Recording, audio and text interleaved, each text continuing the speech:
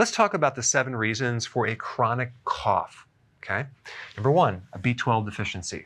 Now this is not as common, but if you're deficient in B12, it's going to affect the neurology throughout the body, but it could also affect the nerves to your vocal cords and create an irritation. So realize that a simple way to get B12 is by consuming red meat or liver. That'll give you enough B12 pretty quick. All right, next one is something called the Laryngopharyngeal reflux, okay? That is a situation where you're getting acid that's kind of coming up through the valve in your stomach. It should be closed. Kind of comes up there and it's going to irritate all the way up through into the vocal cords. Now that could come from a vitamin D deficiency, number 1, or just low hydrochloric acid in your stomach. And both of these are very common.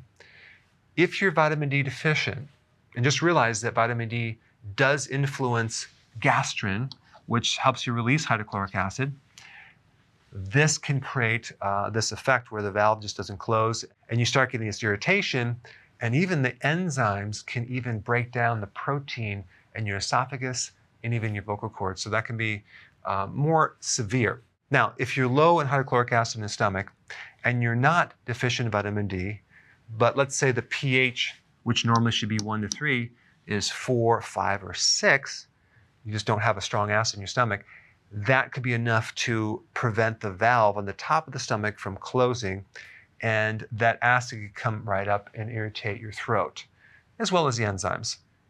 This could come from many things.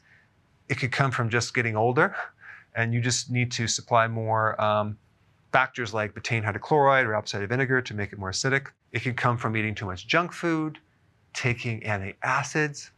You're deficient in salts, which is necessary to build hydrochloric acid.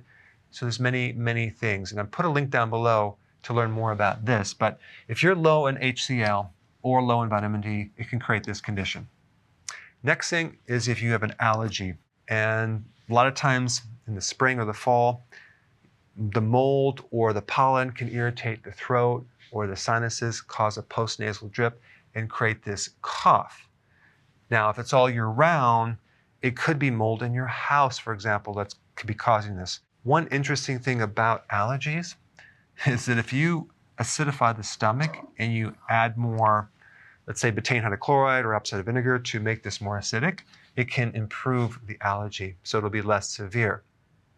Next thing is an enlarged thyroid. If your thyroid is enlarging or you have a goiter, that can put pressure on your vocal cords and create a coughing sensation. Sometimes when you look at people, you can actually even see that they have this swollen area right around your thyroid. They're not even aware of it. So they should go get it checked. And I have videos on that as well. Next thing is a viral infection. It could be a virus that you had way in the past that is reactivated because viruses go dormant. That's called latent, and they can be reactivated under stress or when you're deficient in certain things like vitamin D or zinc, and that can actually come out as a viral infection in your throat or in the upper respiratory area. 2 very good things to take for viruses and to prevent them from coming out of remission would be zinc, and you got it, vitamin D. And number 7 is probably the most common reason for a chronic cough. It's a calcium deficiency. And by the way, you can become calcium deficient if you don't have enough hydrochloric acid because it takes a very acidic stomach to absorb minerals, especially calcium. So if you're deficient in calcium, it can create a little bit of a spasm in your vocal cords, and that can create a chronic cough. I always recommend something called calcium lactate for people that have a chronic cough. If you don't have some of these other conditions, I recommend the calcium lactate, and it seems to resolve it pretty quick. So there you have it, the 7 reasons for a chronic cough. Hey, if you're liking this content, please subscribe now, and I will actually keep you updated on future videos.